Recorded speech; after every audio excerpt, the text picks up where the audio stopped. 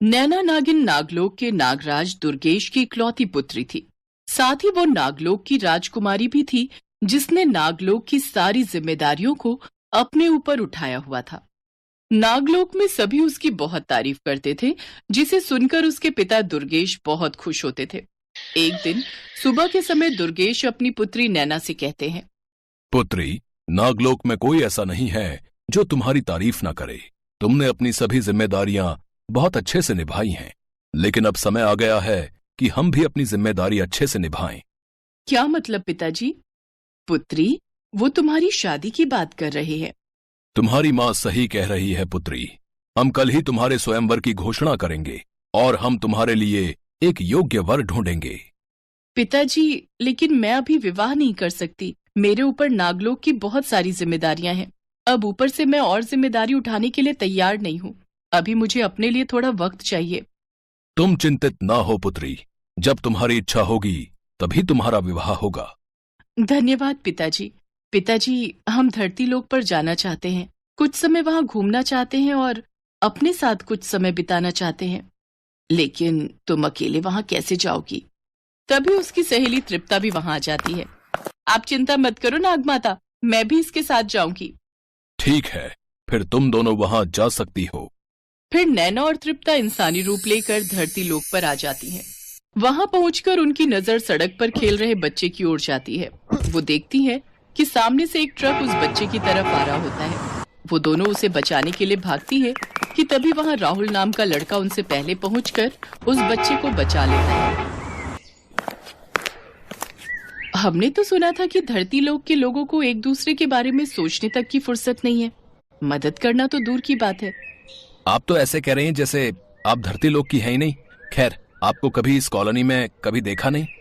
हम दोनों बहनें हैं और यहाँ नई नई आई हैं। अब हम यहाँ किसी को नहीं जानते। हम यहाँ अपना रहने का ठिकाना ढूंढ रहे हैं। अगर आप चाहें तो हमारे घर में किराए पर रह सकती हैं। ठीक है, हमें कोई प्रॉब्लम नहीं है। इसके बाद नैना और तृप्ता राहुल के घर में रहने लग जाती है। धीरे धीरे नैना और राहुल को एक दूसरे से प्यार हो जाता है और फिर दोनों शादी कर लेते हैं। नैना, तुम यहाँ घूमने आई थी और तुमने यहाँ एक इंसान के साथ 7 फेरे ले लिए।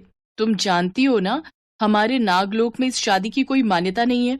अगर वहां के लोगों को इसकी भनक भी हुई तो वो लोग तुम्हें मार डालेंगे।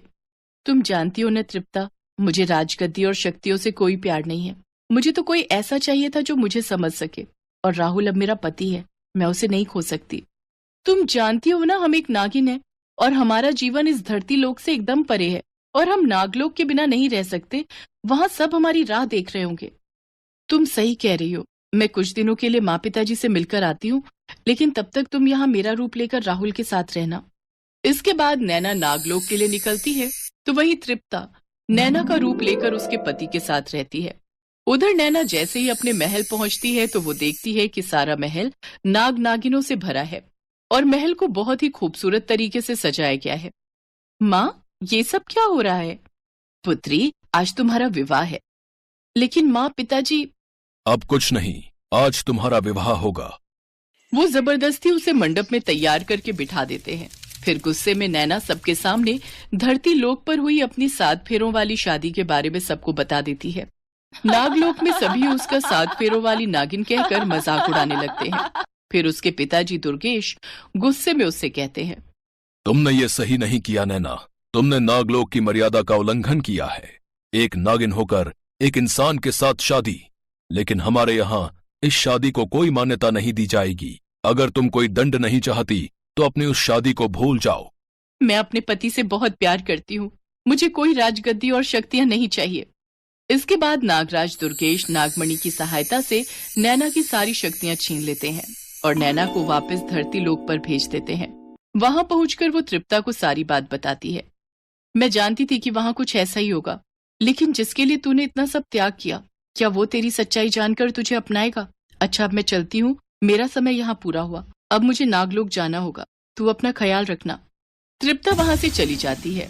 तभी नैना की नजर दरवाजे पर खड़े राहुल की ओर जाती है, जिसने उनकी सारी बातें सुन ली थी।